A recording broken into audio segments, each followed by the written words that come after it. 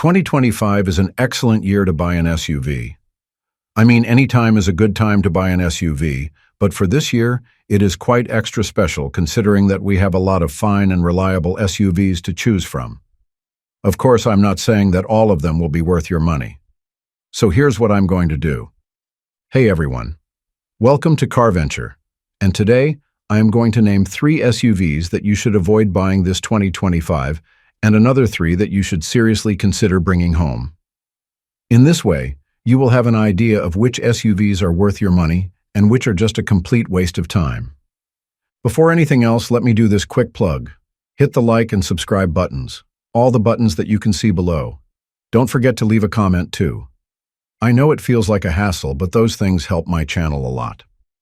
Now let's get back to the good stuff. Let's start with the SUVs that you have to stay away from. Volkswagen Taos. The Taos is still not cleared in the eyes of car critics this 2025.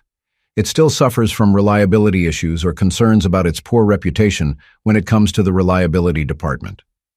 As a matter of fact, it is just higher than the Chrysler Pacifica Hybrid in the rank of the least reliable cars of 2024. There are specific problems in the latest models of Taos that made it sink deeply in the reliability rankings. The transmission failures, for example, have been harrowing. Owners mentioned out-of-nowhere power losses and difficulties in the way its gears shift. Of course, these things may pose driving risks under the wrong circumstances. In the 2023 and 2024 models of Taos, engine stalling issues have been noted, stating that the engine would occasionally but unexpectedly shut off while the car was running. Again, that can ensure a safety hazard. Now, even its electrical system is not consistent. From malfunctioning lights and glitches on the infotainment down to the failures on the power window, all of these have made Taos ownership a bit too risky in the eyes of car critics. Of course, I really have to concur with that. I mean, even while Volkswagen has introduced updates in the 2025 model, including a refreshed design and mechanical improvements, the historical reliability concerns from previous years continue to wreck the evaluations of the Taos's dependability. You can't just downplay that. Ford Explorer. The Ford Explorer has been touted as one of those SUVs with a low average cost for its repairs and maintenance, and as a matter of fact, it even claimed that it has a really low frequency of untimely repairs. However, reputable critics, such as RepairPal, have put the Explorer really low in its reliability ranking of midsize SUVs. There's little to no advantage to owning this SUV long-term. Its resale value isn't that high, and the more you hold on to it, the more it becomes a liability than an asset. I guess you can only avoid that problem if you also avoid the Explorer entirely. The Ford Explorer is no stranger to problems as well. Transmission issues are a bit prevalent, with users reporting jerky and harsh shifting, as well as the occurrence of delayed gear engagement and even transmission slipping out of its gear. Car dealerships and mechanics alike would say that these flaws are due to software glitches in the transmission control. But there's also a possibility that it could be due to mechanical wear and tear. To be fair, engine-related problems in the Ford Explorer tend to surface from time to time, including stalling, power loss, and, in severe cases, risks of engine fires. I can theorize that these issues may arise from defective ignition components, inadequate cooling system designs, or manufacturing defects that lead to oil leaks and overheating. So yeah, just don't risk buying a Ford Explorer if you want to avoid these hassles entirely. Jeep Grand Cherokee. The reason why you need to avoid the Grand Cherokee is a simple case of reliability, or the lack thereof. But if I am going to be brutally honest, this matter is not just limited to the Grand Cherokee. The entire fleet of Jeep is actually plagued with concerns about their reputation and build quality. It sucks, but it's really the case. From the road tests, customer satisfaction, and safety ratings, the Jeep brand hasn't been doing well in recent years. So it follows that most of its production cars inherit these issues too. However, the Grand Cherokee notably took the most awful beating. One significant problem that continuously ruins the Cherokee is its very electrical system, particularly its totally integrated power module, or the TIPM. So you see, the failures in the TIPM have proven to lead to a number of malfunctions, such as difficulty in the starting of the engine, non-operational airbags, and issues with the fuel pump. Of course, I really need to emphasize that these issues reported are for the earlier models of the Grand Cherokee. Hence, there's a strong possibility that Jeep has already addressed some of these concerns on the 2025 model. However, those metrics are valid and reliable indicators of the potential performance of the latest model year of the Grand Cherokee. But to be safe, just avoid this vehicle entirely. Now that I got that covered, allow me to recommend some SUVs that you should buy this 2025. Kia Telluride. The Kia Telluride doesn't require too much thinking. This midsize SUV really makes car shopping a lot easier and fun. The Kia Telluride, specifically its 2025 model year, is an excellent midsize SUV. In terms of passenger space, it is already above the competition by being able to provide adequate seating to adult occupants in all of its 3 rows.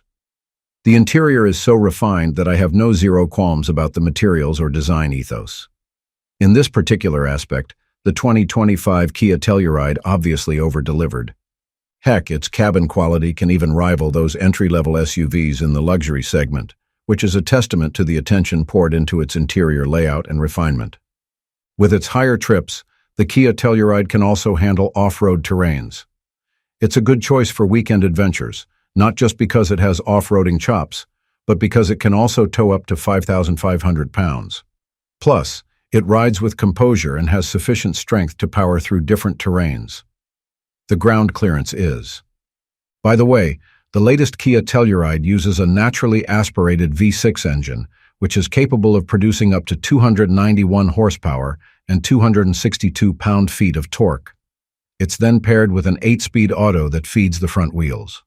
Of course, it has all-wheel drive as an optional provision. It has nice handling due to its precise steering and responsive brakes. Honda CR-V. Another SUV that you should seriously consider this 2025 is the latest model year of the CR-V. It's a class-leading SUV that carefully combines advanced tech, enhanced design, and superior performance. The 2025 CR-V sports the Honda Sensing 3.0 suite, which has all the essentials for a safer and more optimized driving experience, such as lane keeping assist, adaptive cruise control, and enhanced collision mitigation braking. This isn't the only impressive appointment of the CR-V, though, as its 12.3-inch infotainment touchscreen is ready with Android Auto and Apple CarPlay integration. And if those things aren't enough, the 2025 CR-V also introduces a heads-up display that projects essential driving info onto the SUV's windshield. These serious technological advancements are really integral to the CR-V's appeal in a very stacked compact SUV segment. Furthermore, the CR-V's interior has been refined with high-quality materials, increased rear legroom, and advanced climate control. So, I highly doubt that anyone would just feel uncomfortable while inside this SUV. There are 2 engine options for the CR-V. One is the standard 1.5-liter turbocharged engine, and the other is a hybrid powertrain. The hybrid model uses a 2-liter engine and combines it with dual electric motors, allowing it to generate up to 204 horsepower, which is already decent for such a configuration. It has a solid fuel efficiency too, as the hybrid model earns up to 40 miles per gallon in the city. Toyota Grand Highlander Hybrid. Instead of a Jeep Grand Cherokee, I really suggest that you pick something as good as the 2025 Grand Highlander Hybrid.